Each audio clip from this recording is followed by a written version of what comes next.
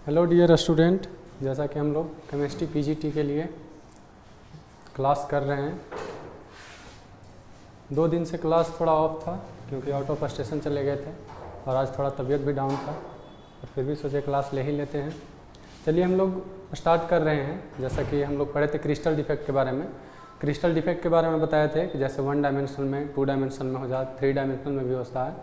जैसा कि 1 डायमेंशनल में बात किए थे कि पॉइंट डिफेक्ट होता है, इसके बाद लाइन डिफेक्ट होता है, ठीक है, सरफेस डिफेक्ट होता है, वॉल्यूम डिफेक्ट होता है, जिसमें कि हम लोग को मेनली जो है पॉइंट डिफेक्ट के बारे में पढ़ना है।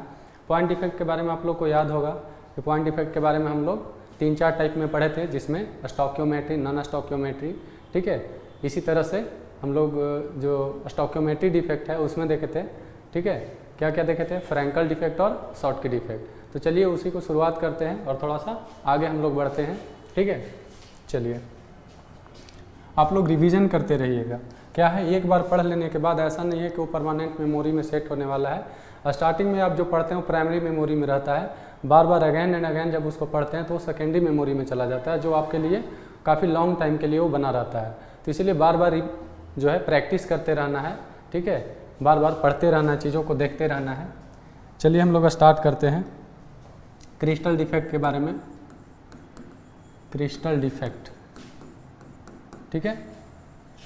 चलिए क्रिस्टल डिफेक्ट में जैसा कि हम बता दिए कि क्या क्या होता है, जैसे पॉइंट डिफेक्ट, लाइन डिफेक्ट, तो सबका चर्चा हो ही गया है। तो इसलिए हम डायरेक्ट किस में आते हैं, डायरेक्ट स्टोइकियोमेट्री और नॉन स्टोइकियोमेट्री जो पढ़ाए थे उसमें आते हैं, ठीक है। क्या क्या बताए थे यहाँ पे? Stoichiometry, stoichiometry and non stoichiometry.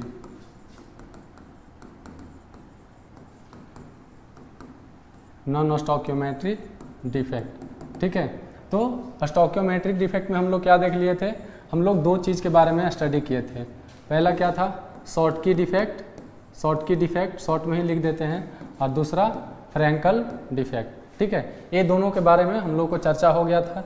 सबसे मेन पॉइंट इसका क्या था कि डेंसिटी शॉर्टकी डिफेक्ट में डिक्रीज कर जाता है, शॉर्ट में शॉर्टकी यानी शॉर्ट हो जाता है, फ्रैंकल यानी फ्रैंक रहता है, इसमें डेंसिटी इक्वल ही रहता है, ठीक है। और इसमें हम लोग देखे थे कि एटम और पार्टिकल अपने स्थान से गायब हो जाते हैं, और ये अपने स्थान से क्या हो जाता है, कहीं दूसरे जगह पे जा करके लैटिस पॉइंट के बगल में ही कहीं बैठ जाता है, ठीक है। चलिए अब हम लोग आते हैं किस में? नॉन स्टोइकियोमेट्रिक डिफेक्ट में, ठीक है। चलिए अब हम लोग नॉन स्टोइकियोमेट्रिक डिफेक्ट पढ़ेंगे। उसमें हम लोग देखेंगे कौन कौन? Metal access and metal deficiency defect, ठीक है। क्या क्या हम लोग देखेंगे नॉन स्टोइकियोमेट्री में? नहीं,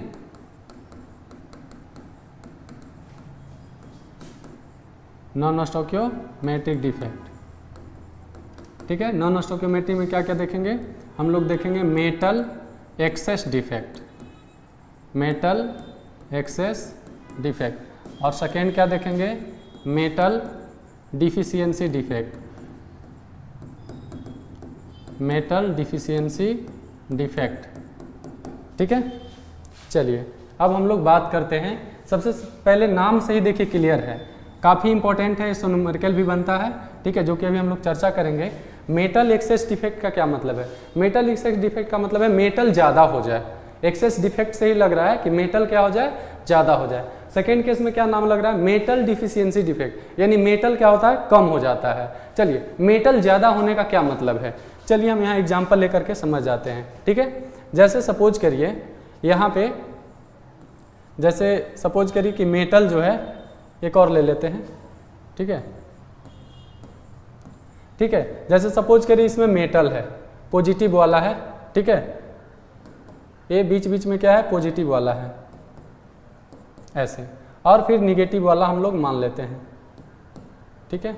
चलिए पॉजिटिव के बारे में बात किया जाए तो कितना है? 1 2, ठीक है, 3, इसके बाद हो गया 4 5 और 6, यानी पॉजिटिव की संख्या देखें तो कितना है? 6 है। निगेटिव की संख्या देखें तो 1 2 3 4 5 और 1 6 और 1 7। एक को हम लोग यहाँ पे इरेज कर लेते हैं। ये केवल समझाने की पर्पज़ से, ऐसा नहीं कि स्ट्रक्चर वगैरह हम कुछ चर्चा कर रहे हैं, ठीक है, ये समझाने की पर्पज़ से बता रहे हैं। पॉजिटिव कितना मान लेते हैं? 6, और निगेटिव कितना मान लेते हैं? 6। दोनों 6 है, यानी मेटल भी 6 है और नॉन मेटल भी 6 है। अब यहाँ से बात समझते हैं कि क्या हो जाएगा। एक मेटल जो है एक मेटल आकर के जुड़ जाएगा इसमें। तो अब जब एक मेटल आकर के जुड़ गया तो मेटल कितना हो जाएगा, मेटल 6 के बदले कितना हो जाएगा 7, और नॉन मेटल यानी माइनस कितना है 6। तो यहाँ पे हम लोग देख रहे हैं कि मेटल आ गया, तो मेटल के आने से मेटल की संख्या बढ़ गया, नॉन मेटल उतना ही रह गया। तो जब मेटल बढ़ गया तो मेटल एक्सेस डिफेक्ट हो गया, यानी पहला हुआ कि पहला कब हम देखें कि मेटल आ जाता है। दूसरा केस समझिएगा, ये पहला केस था कि जब मेटल आ जाए। दूसरा केस समझिए, दूसरा केस में क्या होगा, मेटल 6 है, नॉन मेटल 6 है। अब नॉन मेटल एक गायब हो जा रहा है, एक नॉन मेटल क्या हो जाएगा, गायब हो जाएगा। तो मेटल कितना बचेगा 6, और नॉन मेटल कितना बचेगा, नॉन मेटल बचेगा 5। यहाँ भी मेटल ज्यादा हो गया कि नहीं, ठीक है, समझ पा रहे हैं बात को। यानी मेटल एक्सेस डिफेक्ट दो तरह से होता है, पहला मेटल का एक्सेस हो जाने के कारण, और दूसरा नॉन मेटल का वहां से लॉस हो जाने के कारण। ठीक है, चलिए अब यहाँ पे हम लोग स्टडी करते हैं दोनों के बारे में। इसी तरह से मेटल डिफिशियंसी डिफेक्ट भी होता है। ठीक है, मेटल डिफिशियंसी डिफेक्ट में हम लोग क्या देखते हैं कि या तो मेटल कहीं चला जाए, ठीक है, या यहाँ नॉन मेटल से भी देख सकते हैं कि नॉन मेटल क्या होता है, या तो एक्सेस हो जाएगा या फिर मेटल ही गायब हो जाएगा। ठीक है, तो वहाँ से क्या हो जाएगा, हम लोग का मेटल डिफिशियंसी डिफेक्ट हो जाएगा। तो मेटल एक्सेस डिफेक्ट दो कारण से अराइज होता है। सबसे पहले क्या होता है, पहला नंबर एक्सेस ऑफ मेटल क्या हो जाए, ज़्यादा हो जाए।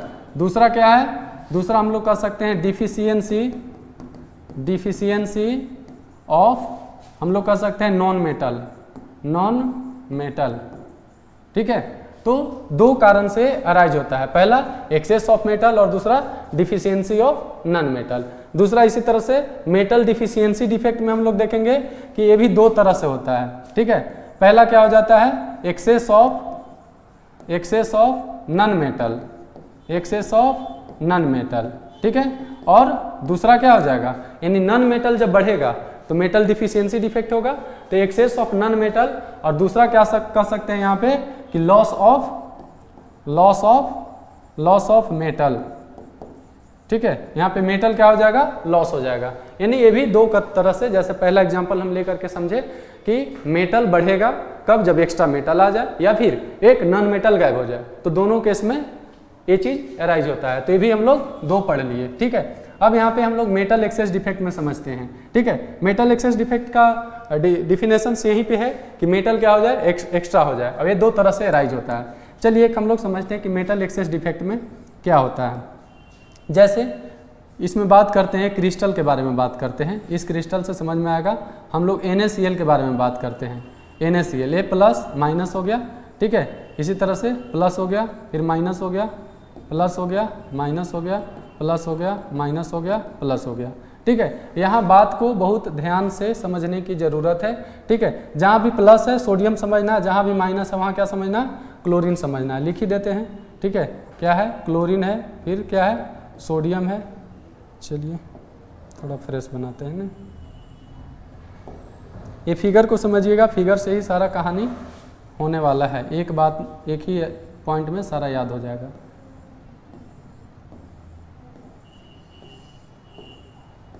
ऐसे ले लेते हैं, sodium chlorine, sodium chlorine, sodium chlorine, sodium chlorine और सोडियम। यहाँ सोडियम आयन, ठीक है, और क्लोराइड आयन के बारे में बात कर रहे हैं। देखिए यहाँ पे मेटल एक्सेस डिफेक्ट होता है। कैसे एक्सेस डिफेक्ट होता है, इसको जो है सोडियम के प्रेजेंस में हीट करना पड़ता है। ठीक है, ये जो पूरे कंप्लीट क्रिस्टल है इसको किसके प्रेजेंस में हीट करेंगे, सोडियम के प्रेजेंस में। जैसे ही सोडियम के प्रेजेंस में हीट करेंगे, यहाँ से दो चीज़ बन जाता है, एक बन जाता है Na+ और एक बन जाता है इलेक्ट्रॉन। ठीक है, समझ में बात आ रहा है। इस क्रिस्टल को जब हीट करते हैं सोडियम के प्रेजेंस में, तो सोडियम यहाँ पे देख रहे हैं क्या बन जाएगा, सोडियम+ और एक इलेक्ट्रॉन। अब यहाँ से जो एक Cl- है, कहीं से भी एक Cl- आ जाता है और ये Cl- इससे रिएक्ट कर जाता है, और ये रिएक्ट करके Na+ और Cl- आपस में क्या होता है, रिएक्ट कर लेता है, और ये क्या बन जाता है, NaCl क्रिस्टल बन जाता है। ठीक है, यहाँ पे NaCl सॉल्ट बन जाएगा, Na और Cl आपस में रिएक्ट कर गया। अब बात समझिएगा कि सोडियम तो हम बाहर से लाए थे, और क्लोराइड जो आयन था इस क्रिस्टल में, ये क्लोराइड आयन जा करके जो बाहर से हम लोग सोडियम लिए थे उसके साथ रिएक्ट कर गया। तो रिएक्ट कर गया तो यहाँ पे क्या हो जाएगा, यहाँ पे वैकेंट क्रिएट हो जाएगा।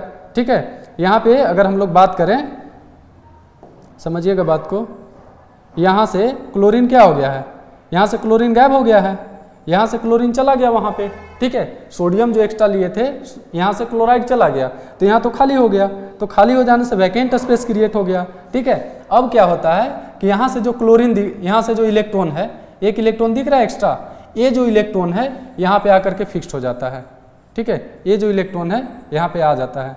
तो इसमें अगर बात करें तो मेटल देख लीजिए, मेटल कितना 1 2, ठीक है, 3 4 5, यानी मेटल देखें तो मेटल है हम लोग का 5, नॉन मेटल देखें 1 2 3, यानी नॉन मेटल कितना बच रहा है, नॉन मेटल हम लोग का 3 ही बच रहा है, ठीक है। यानी कि इस केस में हम लोग देख पा रहे हैं कि एक जो यहाँ पे मेटल था, जो नॉन मेटल था, वो क्या हो गया, गायब हो गया। तो गायब होने से मेटल की संख्या क्या हो गया, बढ़ गया। यानी कि ये समझना है, ठीक है, कि जो ओरिजिनल स्ट्रक्चर था क्रिस्टल का, उसमें से क्या हुआ, एक क्लोराइड गायब हो गया। तो जैसे ही क्लोराइड गायब हो गया तो मेटल की संख्या क्या हो गया, एक्सेस हो गया। तो इसीलिए इसको क्या बोलते हैं, मेटल एक्सेस डिफेक्ट, ठीक है। चलिए अब हम लोग दूसरा समझ लेते हैं, और भी जैसे ही तो NaCl में हम लोग देखें, ठीक है, ये NaCl में हम लोग बात किए, और इसी जो इलेक्ट्रॉन बनता है इसी को एफ सेंटर के नाम से बोला जाता है, ठीक है। इसको क्या बोलते हैं हम लोग, एफ सेंटर बोलते हैं, ठीक है। ये मेटल एक्सेस डिफेक्ट में हम लोग को देखने को मिलता है। चलिए हम लोग आगे देखते हैं, किसमें, एक और ले लेते हैं, जैसे जिंक ऑक्साइड ले लेते हैं। ये क्या ले लेते हैं, जिंक ऑक्साइड। जिंक ऑक्साइड को जैसे ही हम लोग हीट करते हैं, जिंक ऑक्साइड को ये सेकेंड देख रहे हैं ना, वो पहला NaCl देखे थे, दूसरा जिंक ऑक्साइड देख रहे हैं। जिंक ऑक्साइड को जैसे ही हम हीट करते हैं तो यहाँ से बन जाता है Zn2+, ठीक है। और यहाँ से क्या निकलेगा, 2 इलेक्ट्रॉन भी निकलता है, ये जो 2+ है 2 इलेक्ट्रॉन निकलेगा। और ऑक्सीजन जो है, ऑक्सीजन क्या बन जाता है, हाफ O2 बन जाता है। यहाँ पे बात समझिए, ऐसे लग रहा होगा कि ये ऐसे बनता होगा कि Zn2+, ठीक है, प्लस O पे कितना 2-, इस टाइप का बन रहा होगा। लेकिन जो ये O2- है, ये जो O2- है, इस टाइप के ब्रेक ना हो करके ये क्या में कन्वर्ट हो जाता है, हाफ O2 में कन्वर्ट हो जाता है। यानी कि अगर ओरिजिनल रिएक्शन देखा जाए तो ये कन्वर्ट होता है Zn2+, 2 इलेक्ट्रॉन, और ऑक्सीजन जो 2- है वो किस में बन जाता है, हाफ O2 में बन जाता है, ठीक है। चलिए अब यहाँ पे हो क्या रहा है कि Zn जो 2+ है, ठीक है, Zn2+ है और क्या है, 2 इलेक्ट्रॉन है। यहाँ पे बात समझिएगा, एक जैसे यहाँ पे क्रिस्टल लिए, ठीक है, यहाँ पे सपोज कर लीजिए कि प्लस है माइनस है, प्लस है माइनस है, प्लस है माइनस है, प्लस है माइनस है, प्लस है, ठीक है। अब यहाँ से हो क्या रहा है कि ऑक्सीजन गायब हो जा रहा है, यहाँ पे, वहाँ पे क्लोरीन गायब हो जा रहा था, यहाँ पे ऑक्सीजन गायब हो जा रहा है। यानी ऑक्सीजन को समझ लेते हैं कि माइनस वाला है, यहाँ से क्या हो गया, गायब हो गया, ऑक्सीजन यहाँ से निकल गया, ठीक है, ऑक्सीजन निकल गया। ऑक्सीजन निकल गया तो इसके जगह पे क्या आ जाएगा, इसके जगह पे आ जाएगा 2 इलेक्ट्रॉन, ठीक है। तो यहाँ पे अगर हम लोग देखें, यहाँ पे देखें तो क्या आ जाएगा, ये जो ऑक्सीजन था यहाँ से निकल गया है, और यहाँ पे क्या आ जाएगा, 2 इलेक्ट्रॉन आ जाएगा, ठीक है। चलिए कोई दिक्कत नहीं होना चाहिए। तो ये था मेटल एक्सेस डिफेक्ट वाला, ठीक है। अब हम लोग मेटल किस में आते हैं, मेटल डिफिशियंसी डिफेक्ट में आते हैं। मेटल डिफिशियंसी डिफेक्ट, ठीक है। मेटल डिफिशियंसी डिफेक्ट में क्या होता है कि मेटल का जो संख्या है, मेटल का जो नंबर है वो डिक्रीज कर जाता है, ठीक है। चलिए ये जैसे मान लेते हैं आयरन ऑक्साइड है, ठीक है, जैसे क्या है, आयरन ऑक्साइड है। तो आयरन ऑक्साइड तो ओरिजिनल ये होता है, ठीक है, जैसे 1 मान लिए या फिर 100 मान लिए, जो भी है, यहाँ पे संख्या क्या है, दोनों का संख्या आपस में इक्वल है। तो आयरन ऑक्साइड ए न रह करके क्या हो जाता है, आयरन यहाँ पे कम हो जाता है, जैसे 0.98 हो जाता है, ऑक्सीजन हो जाता है। तो इसको हम लोग कहते हैं मेटल डिफिशियंसी डिफेक्ट। मतलब मेटल का जितना होना चाहिए, मेटल जैसे 1 होना चाहिए तो 1 ना हो करके 1 से 0.2 क्या हो रहा है, घट जा रहा है, तो बन जा रहा है 0.98। और ऑक्सीजन देखिए, ऑक्सीजन उतना ही है, तो मेटल यहाँ पे क्या हो गया, घट गया, इसलिए मेटल डिफिशियंसी डिफेक्ट बोलते हैं, ठीक है। चलिए इसी तरह से हम लोग और भी देख सकते हैं, जैसे NiO, ठीक है, जैसे 0. यहाँ पे बात कर लेते हैं 88 और यहाँ पे मान लेते हैं 100, ठीक है। तो ये भी क्या है, एग्जाम्पल ये सब क्या है, मेटल डिफिशियंसी डिफेक्ट का। जैसे सपोज करिए एक NaCl के बारे में देख लेते हैं, जैसे मान लेते हैं 8 और 8 है, NaCl क्या है फॉर्मूला, 8 और 8 है। अगर ये ऐसा बन जाए कि Na7 हो जाए और Cl8 हो जाए, ठीक है, यहाँ पे देख लीजिए, यहाँ पे बिल्कुल समझ में आएगा कि Na और Cl दोनों में 8 से हम मल्टीप्लाई कर दिए हैं, ठीक है। Na 8 है, क्लोरीन 8 है, तो यहाँ पे सोडियम कितना हो गया है, 8 के बदले 7, यानी सोडियम की संख्या क्या हो रहा है, कंप्लीट क्रिस्टल में सोडियम का जो संख्या है वो क्या हो रहा है, डिक्रीज हो जा रहा है, यानी मेटल घट जा रहा है, इसलिए मेटल डिफिशियंसी डिफेक्ट बोल देंगे, ठीक है। एग्जाम्पल समझ में आ गया होगा। चलिए अब यहाँ से कुछ हम लोग न्यूमेरिकल देख लेते हैं जो कि काफ़ी इंपॉर्टेंट है, ठीक है। चलिए हम लोग आगे देखते हैं, ठीक है, समझते हैं। जैसे सपोज करिए कि यहाँ पे दिया हुआ है, जैसे अभी एग्जांपल लिए थे, Fe जैसे 0.98 और क्या है, ऑक्सीजन है। अब यहाँ से पूछ देगा, ठीक है, कि Fe2+ का जो परसेंटेज है क्या है और Fe3+ का जो परसेंटेज है वो क्या है। यानी इस वाले में, ठीक है, मेटल डिफिशियंसी डिफेक्ट में आयरन ऑक्साइड में जैसा कि हम लोग देख रहे हैं कि इसका परसेंटेज पूछ देगा, ठीक है। तो परसेंटेज के लिए देखिए हम लोग क्या करते हैं, जैसे आयरन ऑक्साइड है, बिल्कुल ध्यान से समझिएगा, नहीं ध्यान से समझिएगा नहीं समझ में आएगा। मान लेते हैं इसको मल्टीप्लाई कर देते हैं, ठीक है, कितना से, 100 से, ये पॉइंट को हटा देते हैं, तो यहाँ पे क्या हो जाएगा, यहाँ पे हो जाएगा 98, ठीक है। 100 से मल्टीप्लाई करेंगे तो पॉइंट गायब हो जाएगा, और ये कितना हो जाएगा, 100, यानी कि अब इसका फॉर्मूला क्या आ गया है, Fe98 और वो 100। यानी कि बात समझिए, यहाँ पे आयरन कितना कम हो रहा है, आयरन जो है कितना यूनिट कम हो रहा है, आयरन 2 यूनिट कम हो रहा है, ठीक है। चलिए, तो आयरन 2 यूनिट कम हो रहा है, तो यहाँ बात करेंगे कि Fe जो है 2+, ठीक है, क्योंकि इसका फॉर्मूला क्या नजर आ रहा है, FeO, क्या फॉर्मूला नजर आ रहा है, FeO, यानी 2 पॉइंट घटा हुआ है, यानी FeO कब बनता है, यानी ये रहता है 2+ और ये क्या रहता है 2-, यानी कि कहीं ना कहीं Fe2+ का जो संख्या है वो 2 यूनिट कम हो गया है, ठीक है। Fe के कितना होना चाहिए, 100 होना चाहिए, लेकिन 100 ना होकर के कितना है, 98 है। चलिए, तो Fe2+ की अगर संख्या बोला जाए कि कितना Fe2+ गायब हुआ है, तो कितना गायब हुआ है, ये 2 यूनिट Fe2+ गायब हो गया है, इसी कारण से 98 बचा है, ठीक है। तो अभी के डेट में, ठीक है, कितना Fe2+ को Fe3+ बनाया जाए ताकि चार्ज न्यूट्रल रहे, ठीक है। इस चीज को एग्जाम्पल से समझिएगा, बिल्कुल ध्यान से समझिएगा, नहीं तो समझ में नहीं आएगा, ठीक है। एक एग्जाम्पल ले लेते हैं, जैसे सपोज करते हैं कि इस टाइप के हमारे पास, ठीक है, हमारे पास 4 एटम है, ठीक है। यहाँ पे मान लेते हैं Fe, ठीक है, Fe, यहाँ भी है Fe, यहाँ भी है Fe, ठीक है। ये कितना प्लस है, ये है 2+, ठीक है, ये है 2+। अब देखते हैं कि Fe2+ कितना गायब हो जा रहा है, 2 गायब हो जा रहा है। एग्जाम्पल लेके समझा रहे हैं, ठीक है। यहाँ पे Fe2+ कितना गायब हो रहा है, 2+ गायब हो जा रहा है। चलिए समझिए बात को, Fe2+ गायब हो जा रहा है, यानी यहाँ से एक Fe2+ गायब हो गया, देखिए यहाँ से एक Fe2+ गायब हो गया, ठीक है, और यहाँ से एक और Fe2+ गायब हो गया, ठीक है। चलिए, हम लोग का यहाँ पे यही देख रहे थे कि Fe2+ कितना गायब हो गया है, 2 ठो गायब हो गया। चलिए, तो अब जो है टोटल अगर इसमें प्लस बात करें, टोटल यानी Fe2+ की अगर टोटल बात करें तो टोटल कितना था, 1 2 3 4 था कि नहीं, Fe2+ कितना था, 4 था। 4 में से कितना गायब हो गया, Fe2+ के बारे में बात करें तो 2 यहाँ से 2 गायब हो गया है, ठीक है, 2 यहाँ से निकल गया है। अब देखिए जो बचा हुआ है, क्या जो बचा हुआ है उसको कितना में कन्वर्ट करें, कितना चार्ज को बढ़ाएं या घटाएं कि ओरिजिनल वाला में पहुंच जाए। तो ओरिजिनल में देखिए क्या था, 2 2 4 2 6 और 2 8 प्लस था हमारे पास, ठीक है, और 2 गायब हो गया। यानी कि देखिए बात समझिएगा, ये जो Fe2+ है और ये जो Fe2+ है, ठीक है, इसका संख्या को सपोज करिए यहाँ पे एक को 3 कर दें, एक को कितना कर दें, 3 कर दें, देखिए एक को 3 कर दें और एक और को 3 कर दें, ठीक है। दोनों को अगर 3 3 किया जाए, दोनों को 3 3 किया जाए तो कितना होगा, देखिए Fe2+ तो ये अपना चार्ज को पूरा कर रहा था, एक्स्ट्रा कितना, एक बढ़ गया, यानी एक इसमें बढ़ा एक इसमें बढ़ा, यानी टोटल प्लस कितना बढ़ा, 2 बढ़ा। तो दोनों मिल करके किसको कंप्लीट करेगा, इसको कंप्लीट करेगा, लेकिन ये तो बचा ही रह गया है। तो यानी बात समझिए कि एक Fe2+ के लिए यहाँ क्या था, Fe क्या था, 2+ था, तो एक Fe2+ को, 1 Fe2+ को बैलेंस करने के लिए कितना Fe2+ को Fe3+ बनाया जा रहा है, ठीक है।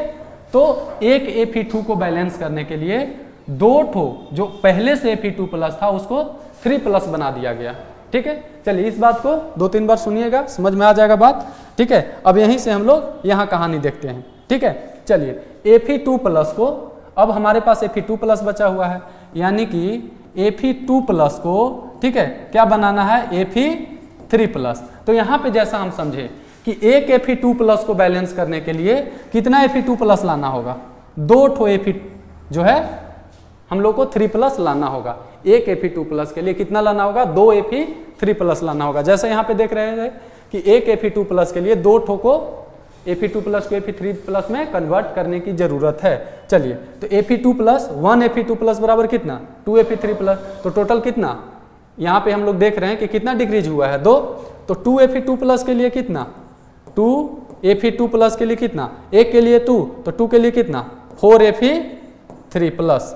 यानी कि हम लोग को कितना करना होगा, 4 ठो Fe3+, 2+ को हमको कितना बनाना होगा, Fe3+। यानी कि कह सकते हैं कि देयरफॉर Fe अगर 3+ के बात किया जाए तो Fe3+ कितना हो गया, 4। और Fe2+ की अगर बात किया जाए Fe2+ की, तो देखिए टोटल हमारे पास कितना था Fe2+, हमारे पास 98 था। 98 में से 4 ठो ऐसा Fe2+ था जिसको हम Fe3+ बना चुके हैं। तो अब कितना बचा, तो 98 में से 4 चला गया तो कितना हो गया, 94 हो गया। अब हम लोग देखेंगे कि 3+ का परसेंटेज निकालना होगा। तो Fe3+ का संख्या बाई टोटल कितना, 98 इंटू क्या हो जाएगा, 100। अब यहाँ से निकाल लेंगे। अब यहाँ से Fe2+ निकालना होगा, तो 2+ का संख्या कितना है, 94। टोटल कितना है, तो 98 इंटू क्या, 100। किन्हीं को कोई दिक्कत नहीं होना चाहिए, ठीक है। चलिए एक बार स्क्रीनशॉट ले लीजिएगा, इसको समझ लीजिएगा, ठीक है। हम नेक्स्ट एक और एग्जांपल लेकर के समझते हैं, ठीक है। चलिए जैसे देखते हैं Ni, जैसे ले लेते हैं 0.88, ठीक है। NiO ले लेते हैं, ठीक। तो यहाँ पे हम सबसे पहले क्या बताया, फ्रैक्शन को हटा देना है। तो यानी Ni कितना हो जाएगा, Ni हम लोग का हो जाएगा 88 और ऑक्सीजन कितना हो जाएगा, ऑक्सीजन हो जाएगा 100। यानी NiO यहाँ पे ऐसा फार्मूला नज़र आ रहा है कि NiO होना चाहिए, यानी कितना, Na2+ और NiO ऑक्सीजन 2-, ठीक है। तो देयरफॉर हम लोग देख सकते हैं कि Na2+ के अगर बारे में बात किया जाए कि कितना गायब हुआ है, 12 डिक्रीज हुआ है। Na2+ कितना डिक्रीज हुआ है, 2। तो देखिए एक Na2+ अगर गायब होता है, एक Na2+ गायब होता है, तो इसको चार्ज को बैलेंस करने के लिए, ठीक है, कितना Na3+ हमको लाना पड़ेगा। एक Na2+ अगर गायब हो जाए तो Na3+ कितना Na2 को Na3 में बदल देना चाहिए। तो हम लोग अभी जस्ट देखे थे कि कितना को बदल देना होगा, 2 को। जैसे ऐसे समझिए फिर से एक बार यहाँ पे, जैसे है Na2+, ठीक है, Na2+,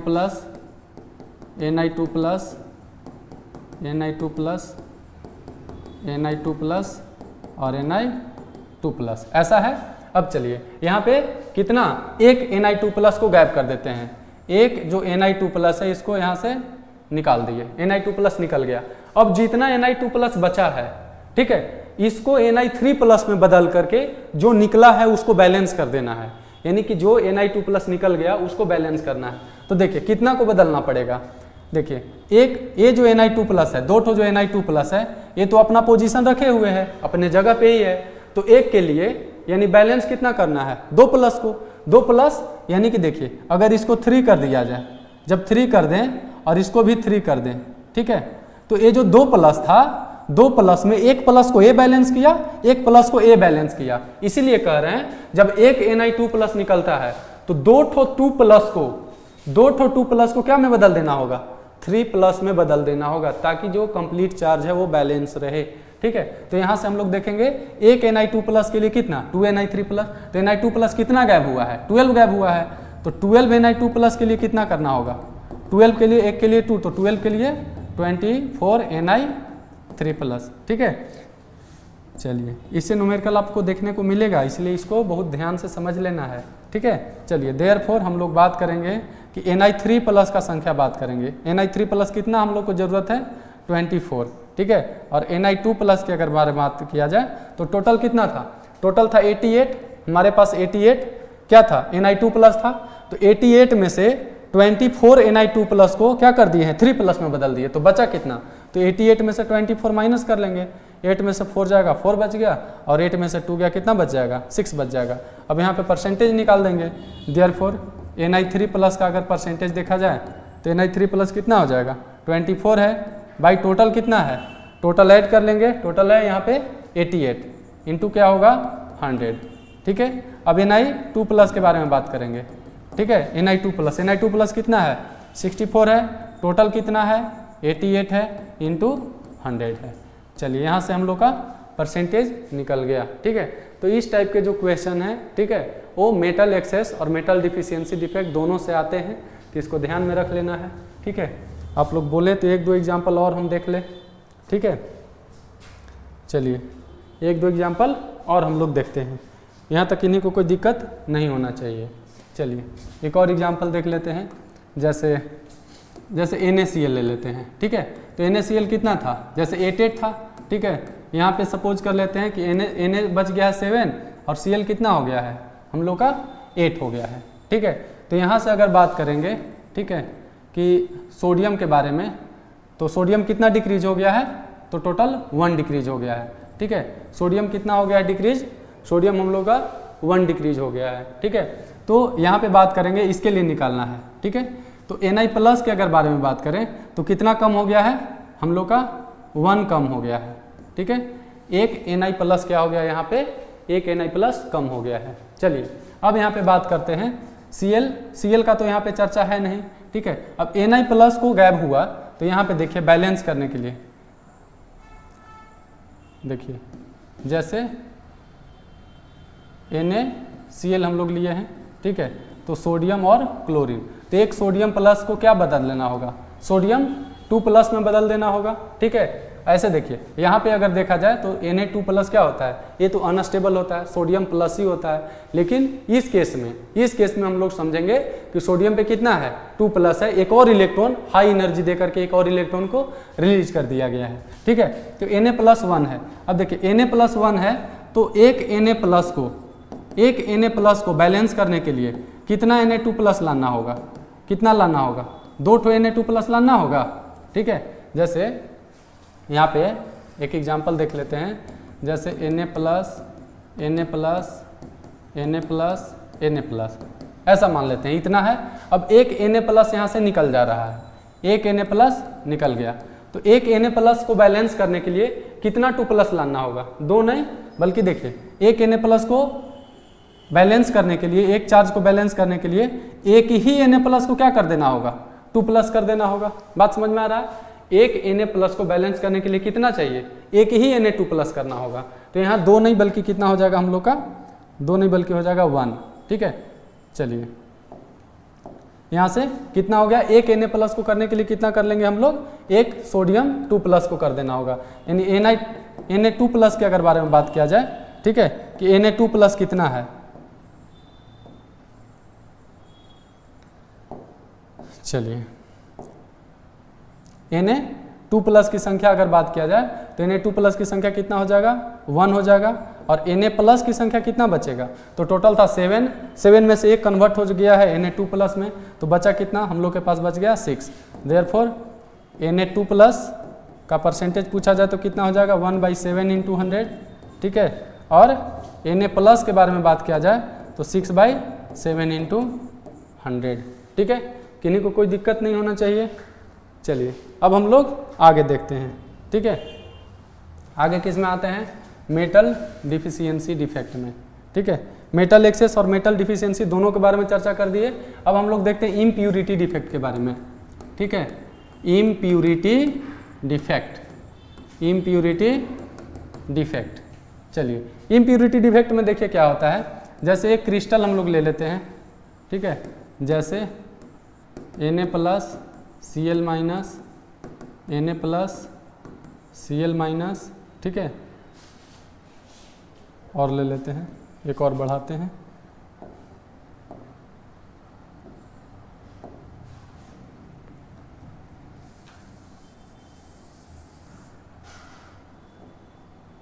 चलिए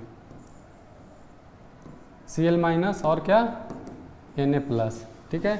यहाँ ले लेते हैं Cl- Na+, अल्टरनेट में रखना होता है, ठीक है, ये अल्टरनेट में रहेगा +-,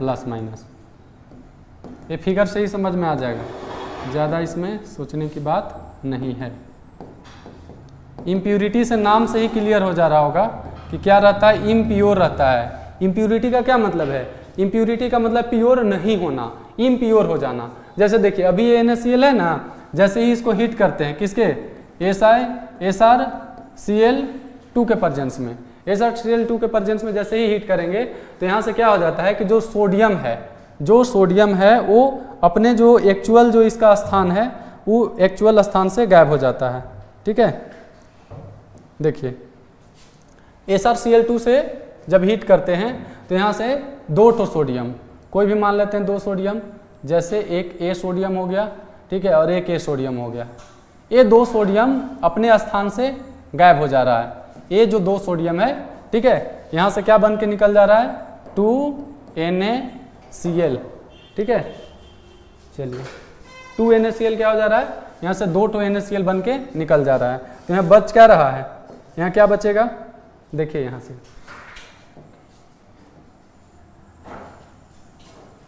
देखिए यहाँ से हम लोग देखेंगे कि 2 सोडियम निकल गया और 2 सोडियम के जगह पे क्या हो जाएगा, एक Sr2+ आ जाएगा। ठीक है, चलिए यहाँ से बात समझते हैं कि कैसे इम्प्यूरिटी डिफेक्ट क्रिएट हो जाता है। देखिए जो भी हम लोग का था, एक और ले लेते हैं इधर ना, चलिए क्या है Na+ है, ठीक है, Na+Cl-। अब ये जो Na है, ये जो सोडियम है पहले लिख लेते हैं नहीं, NaCl NaCl NaCl NaCl NaCl NaCl और Na, ये सब सोडियम आयन और क्लोराइड आयन है नहीं, ये देख लेना है। माइनस प्लस खुद से कहीं छूटे तो उसके लिए टेंशन नहीं लेना है, खुद से भी लगा लेना है। चलिए अब यहाँ से हम लोग बात समझते हैं, बिल्कुल ध्यान से समझिएगा कि कैसे इम्प्यूरिटी डिफेक्ट क्रिएट होता है। ठीक है, चलिए यहाँ जो हम लोग को देख रहे थे कि जो सोडियम है, 2 ठो सोडियम किससे रिएक्ट हो गया, ये जो क्लोरीन था यहाँ पे, इस क्लोरीन से क्या बन के निकल गया 2NaCl बन के निकल गया और NaCl के जगह पे क्या आ जाएगा Sr2+ आ जाएगा। ठीक है, यहाँ से क्या आ गया हम लोग का Sr2+। देखिए यहाँ जो 2 था हम लोग का सोडियम, यहाँ पे एक आ जाता है Sr2+, क्या आ जाएगा Sr2+ आ जाता है। देखिए यानी कि यहाँ से बात समझिए, सोडियम प्लस और सोडियम प्लस, 2 ठो सोडियम है ना, तो 2 जगह पे है, 2 लैटिस पॉइंट पे है। लेकिन अगर Sr हम लोग 2+ ले लिए, Sr2+ ले लिए, तो जैसे ही Sr2+ लेंगे तो चार्ज तो 2 सोडियम के बराबर हो गया और जगह भी वो 2 कवर कर रहा था, एक ही कवर कर लेगा, एक ही जगह से बैलेंस कर लेगा। यानी कि इसका लैटिस पॉइंट केवल 1 है, लेकिन यहाँ पहले से लैटिस पॉइंट कितना है 2, तो 2 सोडियम को हटा करके एक Sr को ले गए तो एक ही को ना कवर करेगा, Sr एक ही जगह ना जाएगा, लेकिन एक तो खाली जगह बच गया। इसके पास 2+ है, वो कंट्रोल कर ले रहा है। यहाँ पे क्या हो गया, पॉजिटिव चार्ज यहाँ पे गायब हो गया, तो ये जो यहाँ पे क्रिएट हो गया है इसी को वैकेंसी डिफेक्ट भी कहते हैं।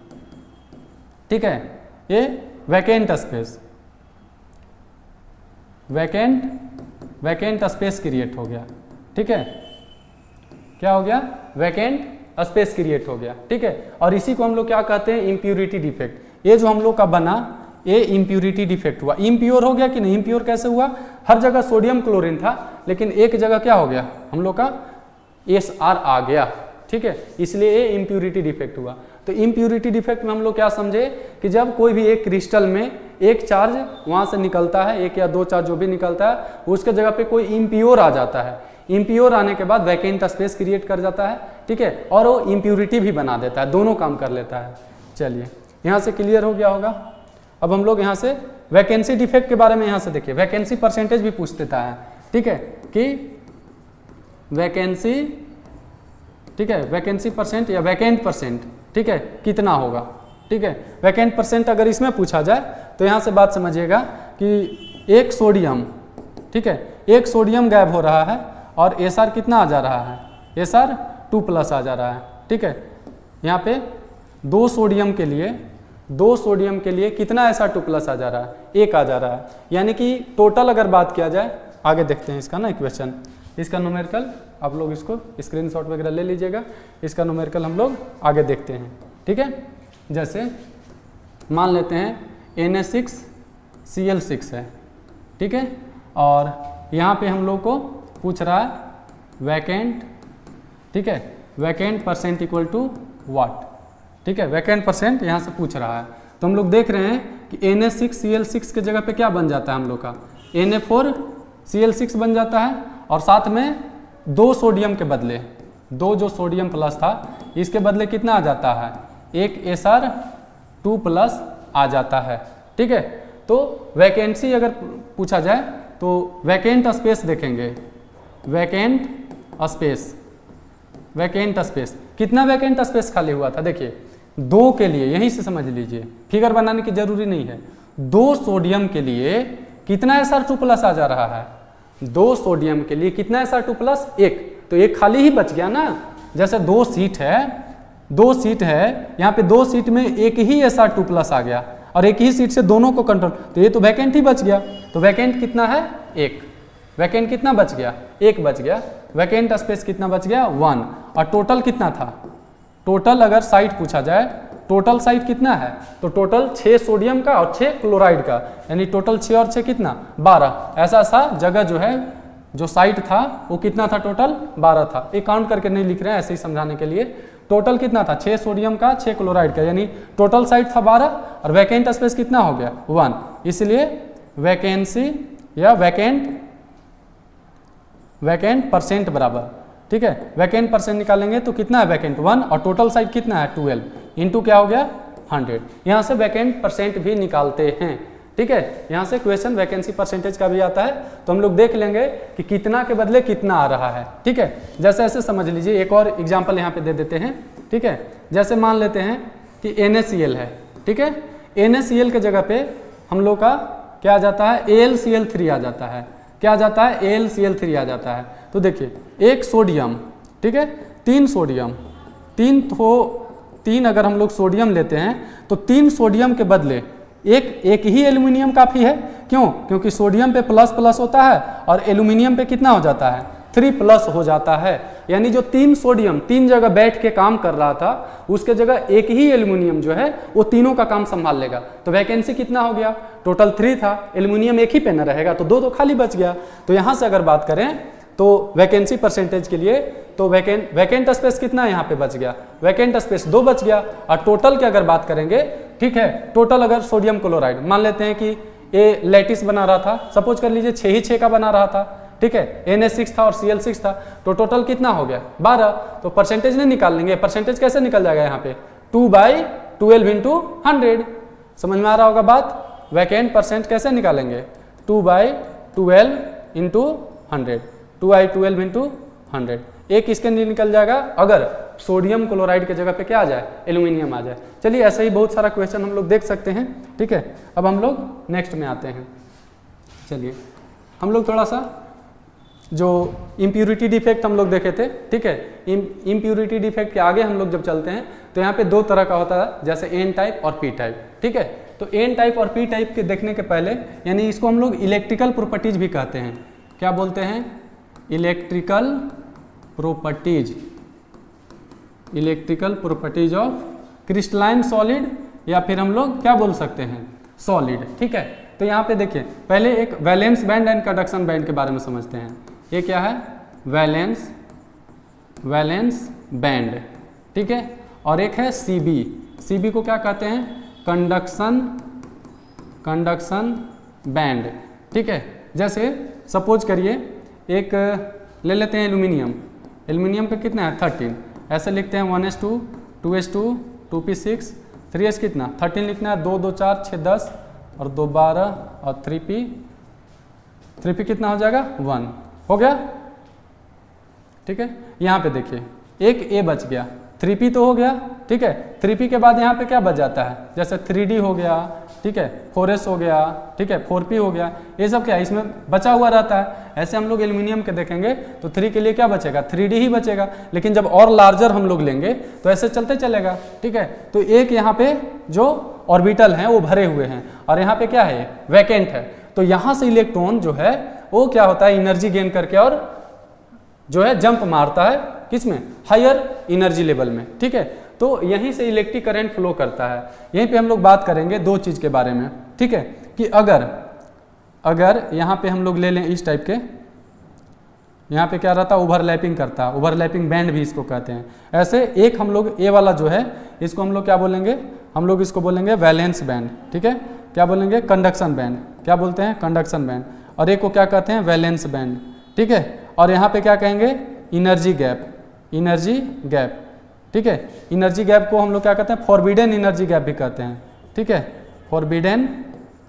फॉरबिडन इनर्जी गैप, ठीक है, फॉरबिडन एनर्जी गैप। तो अगर काफ़ी लेस है, ये क्या है, एनर्जी गैप क्या है, लेस है, तो लेस की केस में क्या हो जाता है हम लोग का, ये काम करेगा कंडक्टर, ये कैसा काम करेगा, कंडक्टर के जैसा, ठीक है। सेकेंड अगर बात करेंगे कि अगर थोड़ा सा गैप ज़्यादा है, एनर्जी गैप थोड़ा ज़्यादा है, एक हम लोग ले लेते हैं कंडक्शन बैंड और दूसरा ले लेते हैं वैलेंस बैंड, ठीक है। और ये जो एनर्जी गैप है, एनर्जी गैप है वो थोड़ा सा लेस, थोड़ा सा ज़्यादा रहेगा, तो इसको हम लोग कह देते हैं ये जो है सेमी कंडक्टर, क्या कहते हैं, सेमी कंडक्टर, सेमी कंडक्टर। इसके बाद अगर एनर्जी गैप के बारे में बात करें तो अगर एनर्जी गैप काफ़ी ज़्यादा है, काफ़ी ज़्यादा, ये हम लोग देख लेंगे कंडक्शन बैंड और ये क्या है, वैलेंस बैंड, ठीक है, वैलेंस बैंड। और एनर्जी गैप अगर बहुत ज़्यादा रहेगा तो इसको हम लोग कहते हैं इंसुलेटर, इंसुलेटर, ठीक है। चलिए, तो यहाँ पे हम लोग इलेक्ट्रिक प्रॉपर्टीज को बताया बैंड थ्योरी के आधार पे। बैंड थ्योरी क्या बताया था कि अगर valence band and conduction band, ठीक है, के बीच अगर एनर्जी गैप काफ़ी कम है, ठीक है, फॉरबिडन एनर्जी गैप काफ़ी कम है, तो उसमें अच्छा से इलेक्ट्रिक करंट फ्लो होगा, ठीक है। और थोड़ा सा अगर ज़्यादा है गैप तो उसमें सेमी कंडक्टर जैसा, यानी कि कम इलेक्ट्रिक करंट फ्लो करेगा। और अगर ज़्यादा है, बहुत ज़्यादा है गैप, तो वो इंसुलेटर के जैसा काम करेगा, ठीक है। तो ये बैंड थ्योरी के आधार पे हम लोग इलेक्ट्रिकल प्रॉपर्टीज देखे, ठीक है। और भी हम लोग देखते हैं नॉर्मल, ठीक है।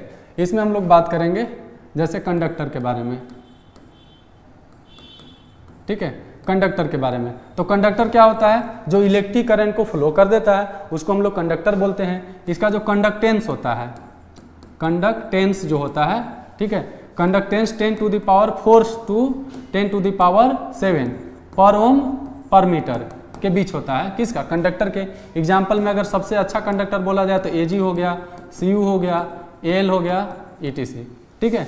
और इसके बाद हम लोग क्या देख लेते हैं, सेमी कंडक्टर, सेमी कंडक्टर के बारे में बात करेंगे। सेमी कंडक्टर में जो कंडक्टेंस होता है, ठीक है, कंडक्टेंस जो होता है वो कितना होता है हम लोग का 10 to the power 4 to 10 to the power -6, ठीक है, पर ओम पर मीटर। कंडक्टेंस इसके बीच होता है, ठीक है। इसके बाद हम लोग बात करेंगे इंसुलेटर के बारे में। ये देखिए ऑब्जेक्टिव के लिए बन सकता है यहाँ से, ठीक है, कि कितना कितना जो है इसका ये होता है। सेमी कंडक्टर को और थोड़ा डिटेल चर्चा करेंगे, अभी इंसुलेटर को हम लोग देख लेते हैं। इसका जो कंडक्टेंस है, इसका जो कंडक्टेंस है वो 10 to the power -10 to 10 to the power -20 पर ओम पर मीटर के बीच होता है, ठीक है। चलिए, तो ये हम लोग बात कर लिए। कंडक्टर काफ़ी अधिक मात्रा में इलेक्ट्रिक करंट को फ्लो करता है, सेमी कंडक्टर लेस अमाउंट में, और इंसुलेटर जो है काफ़ी लेस, ठीक है, इनफाइनाइटेसिमली स्मॉल इलेक्ट्रिक करंट को फ्लो करता है। चलिए, अब हम लोग बात करते हैं। और देखिए, कंडक्टर की अगर बात किया जाए तो टेम्परेचर बढ़ाने के बाद, टेम्परेचर बढ़ाने के बाद जो इसका कंडक्टेंस है वो क्या होता है, घट जाता है, ठीक है। लेकिन यही इलेक्ट्रोलाइट के बारे में बात किया जाए तो इलेक्ट्रोलाइट में बढ़ जाता है, ठीक है, क्योंकि वाइब्रेशन वहाँ पे एक कंडक्टर में ज़्यादा हो जाने के कारण इलेक्ट्रिक करंट को फ्लो होने में हिंड्रेंस हो जाता है, ठीक है। जो मेटल है हम लोग का तार है, अगर तार गर्म हो जाए तो उसमें जो है कंडक्टेंस क्या होता है, घट जाता है। क्यों, क्योंकि वाइब्रेशन बढ़ जाता है किसके बीच, इलेक्ट्रॉन के बीच। इलेक्ट्रॉन के बीच वाइब्रेशन बढ़ जाने के कारण पास होने में दिक्कत होता है। जैसे सपोज करिए रोड पे काफ़ी डांस कर रहा है लोग, 10-20 लोग डांस कर रहे हैं, तो डांसिंग केस में उससे हम पार नहीं कर पाएंगे, ठीक है। तो मेटल की जो मेटल होते हैं जैसे एल्यूमिनियम हो गया, कॉपर हो गया, ये सब में क्या होता है, टेम्परेचर बढ़ाने से इलेक्ट्रिक करंट कम हो जाता है। लेकिन वही अगर हम लोग किसके बारे में बात करें, इलेक्ट्रोलाइट के बारे में, घोल के बारे में, सॉल्यूशन के बारे में, तो इलेक्ट्रोलाइटिक सॉल्यूशन में इलेक्ट्रिक करंट जैसे ही टेम्परेचर बढ़ाएंगे इंक्रीज हो जाता है। क्यों, क्योंकि इलेक्ट्रिक करंट आयन से फ्लो होता है और टेम्परेचर बढ़ाने से मूवमेंट बढ़ जाता है। चलिए, ये सब के बारे में आप लोग जान ही रहे होंगे, थोड़ा सा चर्चा कर दिए। अब आते हैं सेमी कंडक्टर। सेमी कंडक्टर ये काफ़ी इंपॉर्टेंट है। यहाँ पे दो तरह का हो जाता है, ठीक है, एक क्या हो जाता है एन टाइप और एक क्या हो जाता है पी टाइप। चलिए, यहाँ पे एक ही शॉट में सबको समझ लेते हैं, टेबल बना लेते हैं ऐसे, ठीक है। ए ग्रुप 13 एलिमेंट, 14 एलिमेंट और ग्रुप 15 एलिमेंट को हम लोग देखते हैं, ठीक है। चलिए ग्रुप 13 एलिमेंट के अगर बारे में बात किया जाए तो यहाँ से हम लोग देखेंगे कौन कौन देखते हैं, जैसे बोरॉन, कार्बन और नाइट्रोजन। यहाँ से देखेंगे तो क्या क्या हो जाता है, बैगन, आलू, गाजरीन, थैला, ठीक है। इसके बाद यहाँ पे हम लोग कहेंगे काशी गए कौन कौन, शंकर और पार्वती। यहाँ पे नाना पाटेकर, ऐश्वर्या, सब बीमार, ये सब भिखारी, जो भी बोलना है। चलिए यहाँ से देखिए क्या होता है, जब 13 ग्रुप एलिमेंट को किस में मिलाया जाता है, 13 ग्रुप एलिमेंट को मिलाया जाता है 14 ग्रुप एलिमेंट में। इसको थोड़ा ऊपर लिखते हैं, नहीं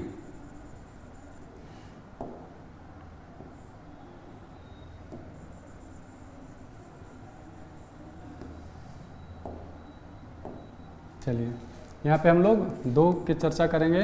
पहला करेंगे एन टाइप, ठीक है, और दूसरा करेंगे पी टाइप। इधर लिख देते हैं पी टाइप। अब देखिए क्या है, जब 13 को 14 में मिलाते हैं और 15 को 14 में मिलाते हैं, तो जब इसमें मिलाएंगे तो इसको कहेंगे पी टाइप, ठीक है। और जब इसमें मिलाएंगे 15 को 14 में मिलाएंगे तो इसको कहते हैं एन टाइप, ठीक है। यहाँ पे इलेक्ट्रिक करंट कैसे फ्लो करता है, एक थोड़ा सा छोटा सा फिगर ले लेते हैं, इस चीज़ से ध्यान से समझिएगा। जैसे मान लेते हैं सिलिकॉन है, हम लोग का क्या है, जैसे ले लेते हैं सिलिकॉन, ठीक है, सिलिकॉन ले लेते हैं, ठीक है। तो हम लोग जानते हैं कि इस वाले में कितना बॉन्ड होता है, टोटल 4 बॉन्ड होता है, तो 4 बॉन्ड टोटल दे ही देते हैं। फिगर को समझ लीजिएगा, फिगर से ही समझ में आ जाएगा, बहुत बड़ा चीज़ें नहीं है। अब देखिए जैसे ही सिलिकॉन के जगह पे हम लोग क्या लाते हैं, ये सिलिकॉन के जगह एक बोरॉन को ले लाते हैं, ठीक है। जैसे ही सिलिकॉन के जगह किसको लाएंगे, बोरॉन को लाएंगे। सपोज करिए यहाँ पे,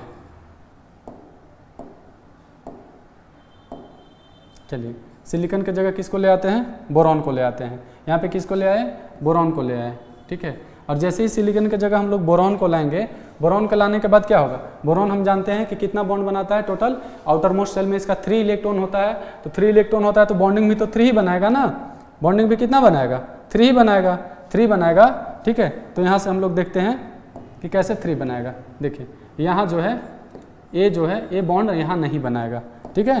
कितना बनाएगा, ए तो सिलिकॉन का जो 1 इलेक्ट्रॉन था, सिलिकॉन जानते हैं कि 1 2 3 4, तो ये जो इलेक्ट्रॉन है बच ही गया और बोरॉन 3 बना लिया, तो यहाँ पे क्या क्रिएट हो जाएगा, एक वैकेंट स्पेस क्रिएट हो जाएगा।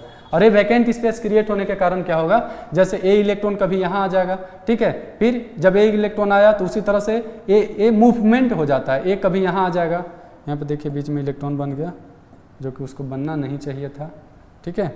चलिए ये वैकेंट स्पेस क्या होता है, रोटेट होते रहता है, ये पूरे क्रिस्टल में रोटेट होते रहता है, यहाँ से यहाँ। जैसे सपोज करिए बेंच डेस्क है, कहीं खाली जगह बच गया, तो वहाँ पे क्या होगा, ओरिएंटेशन होने लगेगा, कभी कोई उठ करके उस पर बैठ जाएगा तो वहाँ वैकेंट स्पेस हो जाएगा, कहीं और से इलेक्ट्रॉन ला के वहाँ बैठ जाएगा, वहाँ वैकेंट स्पेस।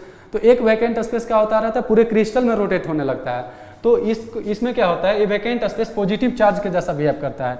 ये वैकेंट स्पेस कैसा काम करता है, ये पॉजिटिव चार्ज, ठीक है, पॉजिटिव चार्ज कहेंगे या फिर होल कहेंगे, ठीक है। तो इसी पॉजिटिव चार्ज के कारण इसका नाम क्या हो गया, पी यानी कि पॉजिटिव टाइप, ठीक है। और पॉजिटिव टाइप यानी होल। पूछेगा कि होल से किसमें इलेक्ट्रिक करंट फ्लो होता है, एन में या पी में, तो पी टाइप में, ठीक है। चलिए यहाँ पे एक और हम लोग देख लेते हैं, ठीक है। पी टाइप के लिए इधर समझ लेते हैं, जैसे मान लेते हैं यहाँ भी सिलिकॉन है हम लोग का, ठीक है। चलिए यहाँ पे सिलिकॉन में कितना बॉन्ड हो जाता है, हम लोग का 4 बॉन्ड हो जाता है, 4 बॉन्ड ऐसे दे दिए, ठीक है। चलिए अब यहाँ से हम लोग बात समझेंगे कि क्या हो जाता है। मान लीजिए 15 ग्रुप को 14 ग्रुप में मिला दिया जाए, ठीक है। जैसे यहाँ से एक फास्फोरस को किस में मिला दे, आर्सेनिक को मिला देते हैं सिलिकॉन में, ठीक है। यहाँ से एक आर्सेनिक को लिए और कहाँ पे मिला दिए, सिलिकॉन में मिला दिए। यहाँ पे सिलिकॉन था, सिलिकॉन के जगह पे अब क्या आने वाला है, अब आने वाला है आर्सेनिक। मान लीजिए आर्सेनिक कितना, AS, तो इसका वैलेंस इलेक्ट्रॉन कितना, इसमें आउटर मोस्ट में वैलेंस इलेक्ट्रॉन, इसका बारे में बात किया जाए तो इसका वैलेंस इलेक्ट्रॉन होता है 3, इसका वैलेंस इलेक्ट्रॉन होता है 4, इसका वैलेंस इलेक्ट्रॉन होता है 5। तो यहाँ पे आर्सेनिक के बाहर में कितना इलेक्ट्रॉन था, 5 इलेक्ट्रॉन। तो एक यहाँ पे 2, एक यहाँ 3, एक यहाँ 4 और एक कहीं भी मान लेते हैं एक ए वाला 5। तो इसका कितना बॉन्ड बना पाया, 4 ही तो बना पाया, एक क्या रह गया, एक इलेक्ट्रॉन फ्री रह गया, और इसी फ्री इलेक्ट्रॉन के कारण ये पूरे क्रिस्टल में क्या होता है, इलेक्ट्रिक करंट फ्लो करता है। ठीक है, तो ये निगेटिव चार्ज के कारण, ये जो पॉइंट है, ये जो एक इलेक्ट्रॉन है, ये कैसा काम करेगा, निगेटिव चार्ज जैसा, कैसा, निगेटिव चार्ज जैसा। ठीक है, और इसी निगेटिव के कारण इसका क्या नाम पड़ा, एन नाम पड़ा। ठीक है, चलिए तो यहाँ से समझ पा रहे होंगे कि कैसे कैसे एन टाइप और पी टाइप सेमीकंडक्टर यहाँ से बनता है। चलिए, यहाँ से कोई दिक्कत किन्हीं को नहीं होना चाहिए। ठीक है, अब N type P type clear हो गया, अब हम आगे चलते हैं। ठीक है, चलिए अब थोड़ा सा फास्ट हम लोग देख लेते हैं किसके बारे में, मैग्नेटिक प्रॉपर्टीज के बारे में। ठीक है, किसके बारे में, मैग्नेटिक। एक और यहाँ से समझ लीजिए ना कि और भी हम लोग बना पाते हैं, और भी यहाँ पे सेमीकंडक्टर बना पाएंगे। जैसे यहाँ से देखिए, ए वाला ऐसे जब किए तो ये सेमीकंडक्टर बना, ये भी ऐसे कर सकते हैं, ये सब एग्जाम्पल में हो जाएगा। ठीक है, यहाँ से एग्जाम्पल लिख सकते हैं, बोरॉन सिलिकॉन, एल्युमिनियम जर्मेनियम, ये सब एग्जाम्पल आप लोग लिख सकते हैं। उसी तरह से यहाँ पे जैसे आर्सेनिक सिलिकॉन हो गया। ठीक है, इसको दूसरा कलर में हम लोग ले लेते हैं। ठीक है, येलो ले लेते हैं। जैसे देखिए, इसको हम लोग क्या, जैसे ए वाला क्या बनेगा, हम लोग का एन टाइप बनेगा। ये सब एग्जाम्पल हो गया यहाँ से। ठीक है, ये डायगोनली थोड़ा मिलाते हैं, डायगोनली मिलने से क्या होता है, साइज का थोड़ा डिफरेंस आता है, इस कारण से जो है कॉम्बिनेशन अच्छा बनता है। ठीक है, चलिए तो एग्जाम्पल भी हो गया, यहाँ तक आप लोग समझ पा रहे होंगे। अब हम लोग नेक्स्ट में चलते हैं। ठीक है, चलिए किसके बारे में देख रहे थे, मैग्नेटिक प्रॉपर्टीज के बारे में। मैग्नेटिक प्रॉपर्टीज आप लोग बात जान ही रहे होंगे। ठीक है, मैग्नेटिक प्रॉपर्टीज, मैग्नेटिक प्रॉपर्टीज में क्या है कि कोई भी सॉलिड या क्रिस्टलाइन सॉलिड मैग्नेट के जैसा काम करता है तो उसका बिहेवियर कैसा होता है, एक शॉट में खत्म करते हैं यहाँ पे। ठीक है, मैग्नेटिक प्रॉपर्टीज हम लोग देख लेते हैं क्या होता है। सबसे पहले देख लेते हैं पारामैग्नेटिक, पारामैग्नेटिक। ठीक है, पारामैग्नेटिक में अगर बात करें, और दूसरा क्या हो जाता है, दूसरा हो जाता है डाईमैग्नेटिक, डाईमैग्नेटिक। ठीक है, तीसरा क्या हो जाता है, फेरोमैग्नेटिक, फेरोमैग्नेटिक। ठीक है, फोर्थ क्या हो जाता है, फोर्थ हो जाता है एंटी फेरोमैग्नेटिक। ठीक है, और अगला क्या हो जाता है, फेरीमैग्नेटिक, फेरीमैग्नेटिक। चलिए पारामैग्नेटिक के अगर बारे में बात किया जाए तो ये जो है, देखिए पारामैग्नेटिक को हम लोग चेक कैसे करते हैं, तो इसको मैग्नेटिक फील्ड के नज़दीक ले जाते हैं। ठीक है, जैसे कोई भी मैग्नेट है कि नहीं, इसको चेक करने के लिए क्या करना होता है, मैग्नेट के नज़दीक ले जाते हैं।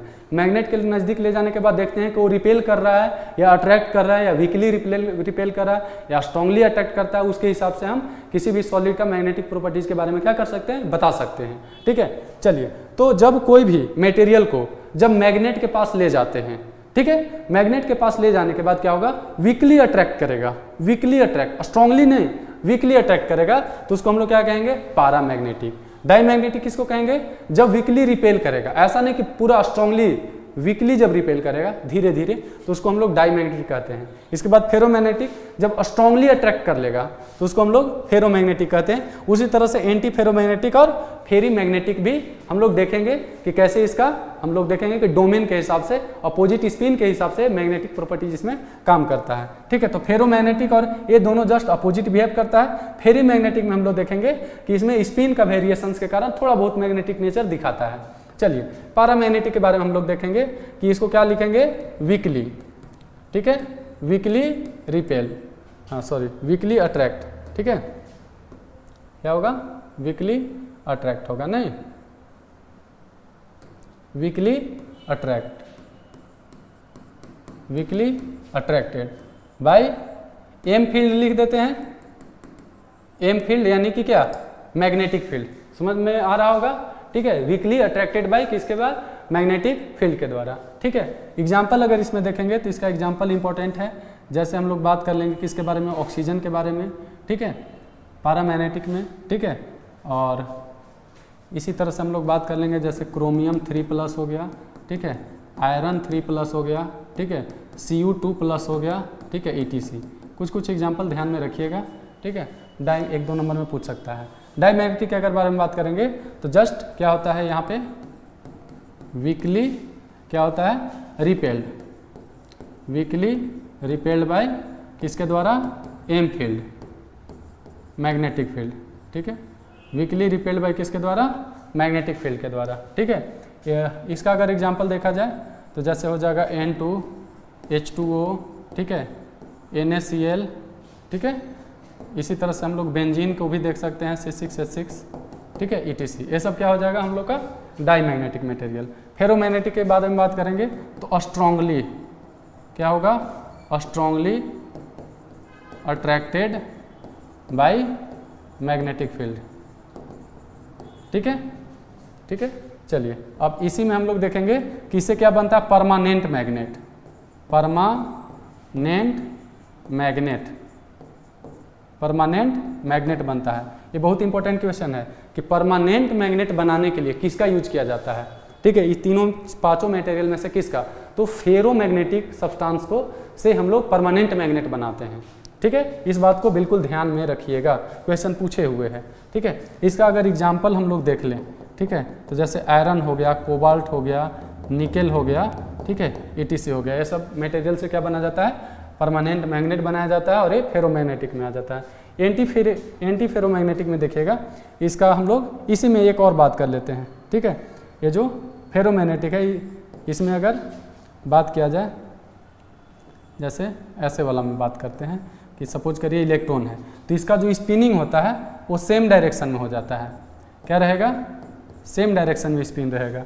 इसी तरह से अगर एंटी के बारे में बात किया जाए, एंटी फेरोमैग्नेटिक में, तो एंटी फेरोमैग्नेटिक में अगर हम लोग स्पिन देखते हैं, ठीक है, तो एंटी फेरोमैग्नेटिक में स्पिन जो है वो क्या रहेगा, जस्ट अपोजिट रहेगा, एक ऊपर एक नीचे, एक ऊपर एक नीचे, एक ऊपर एक नीचे, ठीक है। चलिए इसका अगर एग्जाम्पल देख लें, ठीक है, एंटी फेरोमैग्नेटिक का हम लोग एग्जाम्पल, उधर जगह नहीं है इसलिए इधर लिख देते हैं, ठीक है, जैसे MnO, ठीक है, मैंगनीज ऑक्साइड क्या है इसका अच्छा एग्जाम्पल है। इसी तरह से फेरी मैग्नेटिक के बारे में देखेंगे तो इसमें स्पिनिंग के बारे में देख लेते हैं कि इसका डोमेन कैसे रहता है ना, इलेक्ट्रॉन, ठीक है, तो इसमें अपोजिट रहेगा, जैसे कभी क्या रहेगा, दो ऊपर तो एक नीचे, ठीक है, जैसे दो ऊपर तो क्या रहेगा, एक नीचे, ठीक है, क्या रहेगा, एक नीचे। इसी तरह से और भी बना सकते हैं, जैसे ऊपर नीचे ऊपर नीचे ऊपर, और यहाँ पे क्या कर लेंगे, नीचे, ठीक है। चलिए बात समझ पा रहे होंगे आप लोग, एक ही शॉट में सब खत्म हो गया। इसका भी एग्जाम्पल हम लोग देख लेते हैं। इसका एग्जाम्पल में हम लोग जैसे Fe3O4 क्या देखेंगे, Fe3O4। इसी तरह से देखेंगे Zn, ठीक है, Zn Fe2, ठीक है, O4। इसी तरह से हम लोग बात कर सकते हैं मैंगनीज Mn Fe2, एक मिनट,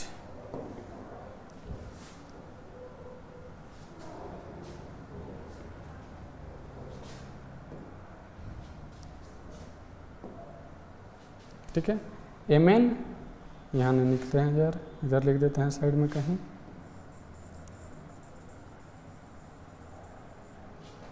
इधर लिख देते हैं नहीं।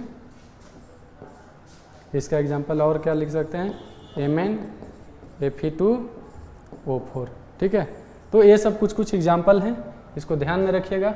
इसको याद करने का बता देते हैं तरीका यहाँ पे, ठीक है, कि ये लास्ट वाला को कहाँ से याद रखेंगे, जैसे Fe3O4 है तो Fe3O4 तो जान ही रहे हैं कि ठीक है कि यहाँ पे Fe3O4 हो गया। अब यहीं से क्या हो जाता है ना, Fe3 जो है एक Fe कम हो जाता है तो बनेगा Fe2O4, लेकिन एक Fe के जगह क्या आ जाता है, एक जिंक आ जाता है हम लोग का, ठीक है। उसी तरह से Mn Fe2O3, तो देखिए आयरन तो 3 होना चाहिए लेकिन अभी 2 है तो एक आयरन के जगह क्या आ जाता है, मैग्नीज आ जाता है, ठीक है।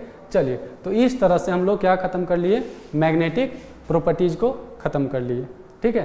तो हमारे हिसाब से लगभग चैप्टर हो ही गया है, ठीक है। अब हम लोग, आप लोग क्या करिएगा, इसको अच्छा से रीड करिएगा, बिल्कुल मेमोराइज करने की कोशिश करिएगा, ठीक है। नेक्स्ट क्लास में हम लोग कोशिश करेंगे कि इस चैप्टर से क्या कर लें, क्वेश्चन आंसर कर लें, ठीक है। क्वेश्चन आंसर कर लेने के बाद, ठीक है, हम लोग नेक्स्ट चैप्टर में चलेंगे, ठीक है। और आप लोग से बोला जा रहा है कि अभी क्या चल रहा है यहाँ पे, जो 5000 रुपया भी ऑफलाइन और ऑनलाइन का है वो ऑफर में चल रहा है। मे बी जो दशहरा पूजा हुआ, दशहरा के बाद ये प्राइस बढ़ सकता है, ठीक है। तो अगर आप लोग एडमिशन लेना चाहते होंगे तो किरण एकेडमी के ऐप पर जा करके या जो नंबर दिया हुआ है उस नंबर से कांटेक्ट कर सकते हैं और फटाफट क्या कर लें, एडमिशन ले लें, ताकि आप लोग को नोट्स वगैरह प्रोवाइड कर दिया जाए। घर पे भी सेल्फ स्टडी करिए, कुछ प्रैक्टिस सेट उसमें रहेंगे, प्रैक्टिस सेट को अपना प्रैक्टिस मारिएगा। कुछ डाउट होगा तो डाउट के लिए एक अलग ग्रुप क्रिएट होगा, उस ग्रुप में आप पर्सनली मैसेज करके अपना डाउट को क्लियर कर सकते हैं, चाहे जूम मीटिंग से या फिर नॉर्मल व्हाट्सअप कॉलिंग से, या कैसे भी पर्सनल डाउट को भी सॉल्व किया जाएगा, ठीक है। और कोशिश करिएगा लाइव वगैरह में जुड़ करके कुछ भी डाउट हो तो अपना लाइव में रहने के बाद क्या होता है, डायरेक्ट आप पूछ सकते हैं। जैसे यहाँ बता रहे हैं, ठीक है, रिकॉर्डेड देखिएगा तो कुछ प्रॉब्लम होगा तो लगेगा कि अब उसको कैसे सॉल्व करें, ठीक है। तो वो सबका क्या है कि लाइव में आइए या फिर जब कभी हो तो कमेंट कर दीजिए उसमें, ताकि हम उसको पढ़ सकें और आपका रिप्लाई दे सकें, ठीक है। चलिए ठीक है, आज के लिए इतना ही रहेगा। धन्यवाद। मन लगा करके पढ़िए लिखिए और इस बार पीजीटी को कबाड़ देना है, ठीक है। चलिए बेस्ट ऑफ लक, मेहनत करिए, पढ़ाई करिए। आज के लिए इतना ही।